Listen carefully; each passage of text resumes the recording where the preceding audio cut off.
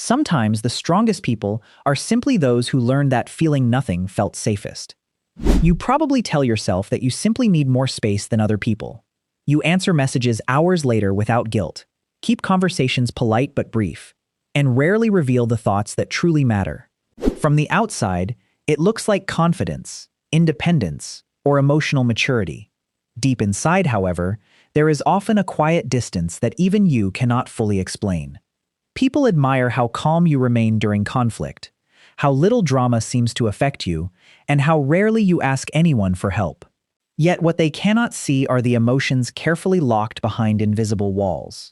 You have become so skilled at carrying everything alone that vulnerability feels unfamiliar, almost dangerous. The very strength that protects your peace can quietly steal the intimacy your heart still longs for. This is the strange contradiction of emotional detachment. It can feel like freedom while secretly becoming a prison. It shields you from disappointment, but it also softens joy, weakens connection, and convinces you that needing people is a weakness rather than a deeply human instinct. Over time, surviving begins to look so much like living that the difference almost disappears. But emotional detachment is rarely a personality trait that appeared from nowhere. It is often the result of a brilliant psychological adaptation your brain created long before you understood what it was doing. In this video, we will uncover why your mind learned to keep its distance, the hidden clues this adaptation leaves throughout your life, and how understanding its true purpose may become the first step toward feeling deeply connected again. You were not born emotionally detached. Long before you recognized this pattern, your brain quietly made a decision that would shape the way you experienced every relationship. It decided that distance felt safer than disappointment, silence felt safer than rejection, and control felt safer than vulnerability. What now feels like your personality may have begun as nothing more than your mind trying to protect you. At first, you probably did not notice it happening. You simply learned that expressing certain emotions brought uncomfortable consequences. Maybe your excitement was ignored, your sadness was dismissed, or your fears were met with criticism instead of comfort. Without realizing it, your nervous system started collecting evidence. Every painful experience whispered the same message: keep your feelings hidden, and you are less likely to get hurt. Psychologists describe this as an adaptive survival response. Rather than exposing itself to repeated emotional pain, the brain slowly changes its expectations. Instead of hoping for connection, it begins expecting disappointment. Instead of seeking closeness, it prepares for distance. This is not weakness. It is your brain doing exactly what it evolved to do, protecting you from experiences it believes could threaten your emotional safety. Imagine a child rushing to share exciting news with someone they trust, only to receive distracted silence. The child tries again another day and meets the same response. Eventually, the excitement fades before it is even expressed. Years later, that same person believes they simply dislike opening up, never realizing they stopped sharing because their brain learned nobody was truly listening. The remarkable part is that your brain never forgets these emotional lessons. Deep inside, structures responsible for memory and emotional prediction work together to recognize familiar patterns. When a situation resembles an old emotional wound, your nervous system reacts before your conscious mind even understands why. Your heart becomes guarded, your words become careful, and your emotions retreat behind invisible walls. Your brain is not trying to ruin your relationships. It is trying to repeat whatever once helped you survive. But here is what most people never realize. The danger your brain is preparing for may have disappeared years ago. The people around you may have changed. Your life may have changed. Yet the protective strategy remains, operating in the background as though the past is still happening. What once preserved your emotional safety can slowly become the very thing preventing genuine connection. If this adaptation has quietly become part of your personality, it leaves behind unmistakable clues. Most people mistake them for habits, preferences, or simply the way they are. In reality, they are evidence of a mind that never stopped trying to protect itself. The first clue is surprisingly common. The first clue appears in moments so ordinary that most people never question them. Someone asks how you are doing, and your answer comes almost automatically. You say you are fine, even when your mind feels crowded and your heart carries more than you can explain. It sounds polite, but something deeper is happening beneath those familiar words. This is not simply privacy. Your brain has learned that revealing too much can invite discomfort, misunderstanding, or disappointment. Rather than risking emotional exposure, it chooses the safety of predictable responses. That quiet habit is driven by your mind's constant effort to avoid emotional uncertainty before it ever begins. Imagine sitting with a close friend who genuinely wants to know what has been bothering you. You begin to speak, then suddenly change the subject or laugh it away. Later, you tell yourself it was not important anyway. In reality, your brain interrupted the moment before vulnerability could feel dangerous. Neuroscientists believe the brain constantly predicts emotional outcomes using memories from the past. When old experiences suggest openness leads to pain, stress hormones quietly rise before you even notice. Your body prepares for rejection even when none exists. The cost is subtle but enormous. People know your smile, yet very few ever know your heart. And the next clue hides even deeper. The second clue appears inside your relationships. You care deeply about people, yet the closer someone becomes, the stronger your urge to create distance. You may suddenly become busy, emotionally unavailable, or convinced that the relationship is moving too quickly, even when nothing is actually wrong. Many mistake this for independence, but your nervous system may simply be protecting itself from anticipated loss. If closeness once ended in betrayal, abandonment, or emotional neglect, your brain learns to treat intimacy as something unpredictable. Distance begins to feel strangely comforting because it creates the illusion of control. Picture someone who finally meets a partner who is patient, kind, and emotionally present. Instead of feeling safe, they begin searching for hidden flaws, expecting rejection before it arrives. Attachment psychology shows that our earliest emotional experiences often become templates for future relationships. Your brain keeps scanning for familiar danger, making genuine love feel confusing instead of comforting. The emotional cost grows quietly over time. Relationships remain shallow, misunderstandings multiply, and loneliness appears even when surrounded by caring people.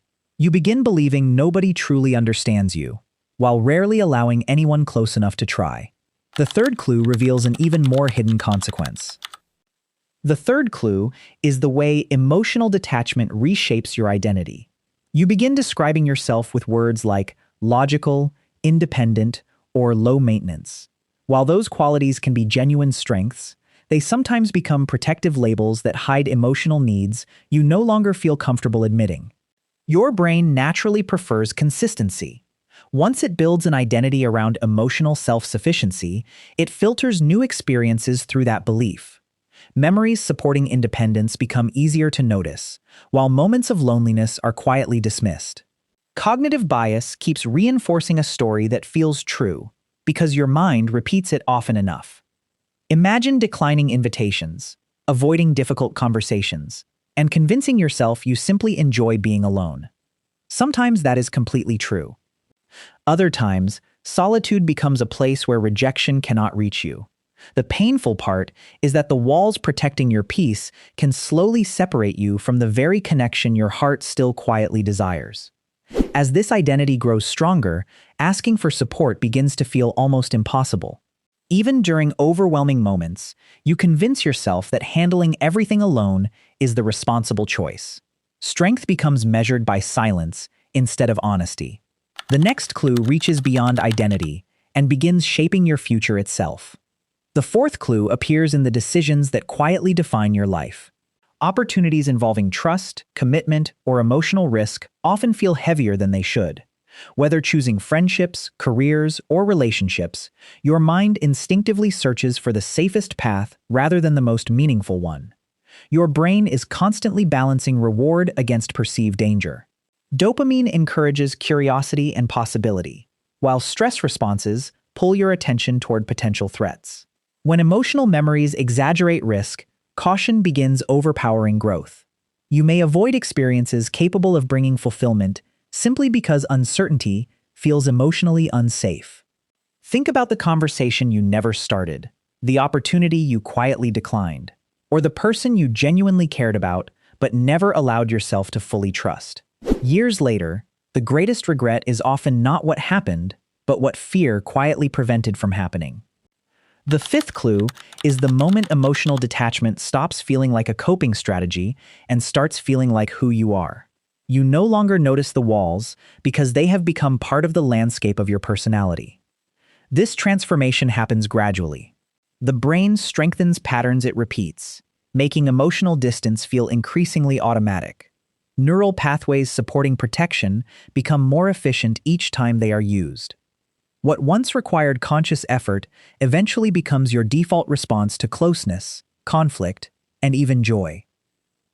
The hidden cost is that life begins losing emotional color.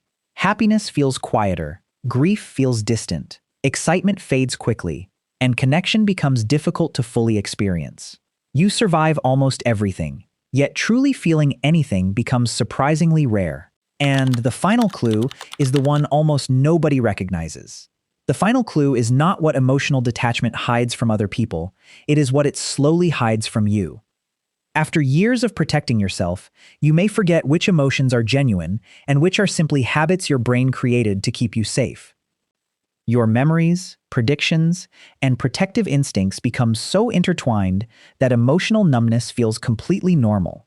Yet beneath every carefully built wall remains the same human need that has always existed: to be seen, understood, accepted, and loved without constantly preparing for pain. That quiet truth changes everything that comes next. Eventually, the mind grows tired of carrying invisible armor every single day.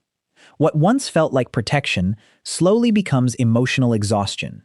You begin predicting conversations before they happen, imagining disappointment before anyone has spoken, and preparing for endings before relationships have even begun. This constant forecasting traps the brain inside a cycle of control. Every uncertain situation demands another calculation, another emotional escape route, another reason to remain guarded. Instead of experiencing the present, your attention becomes consumed by preventing imagined future pain. The mind mistakes vigilance for safety, even as it quietly steals your peace. Overthinking becomes your silent companion.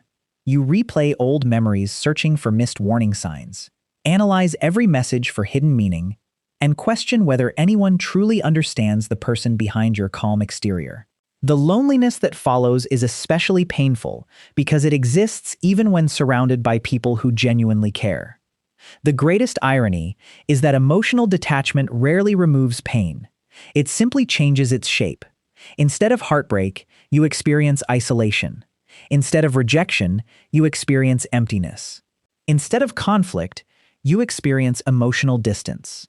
The suffering becomes quieter, but it never completely disappears. This is how the mind becomes trapped. It keeps choosing protection because protection once worked, while never realizing that healing requires something entirely different. The walls that once saved you slowly become the very walls keeping life, love, and belonging just beyond your reach. Healing does not begin when you force yourself to feel more. It begins when you understand why your mind learned to feel less. The moment you stop seeing emotional detachment as a flaw, you create space for compassion instead of self-judgment. That shift alone changes how your brain responds to its own protective habits. Your nervous system is capable of learning safety again.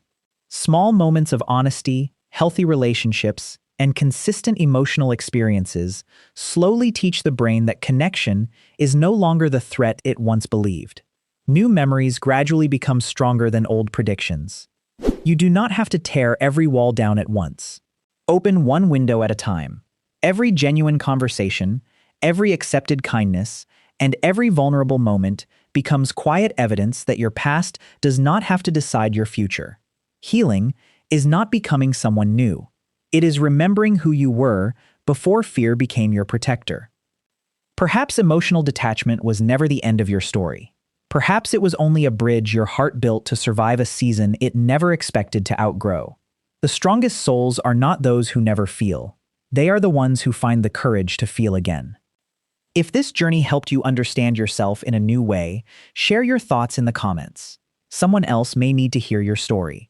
Leave a like, subscribe for more psychology videos, And remember, healing begins the moment you stop fighting yourself and start understanding why your mind protected you in the first place.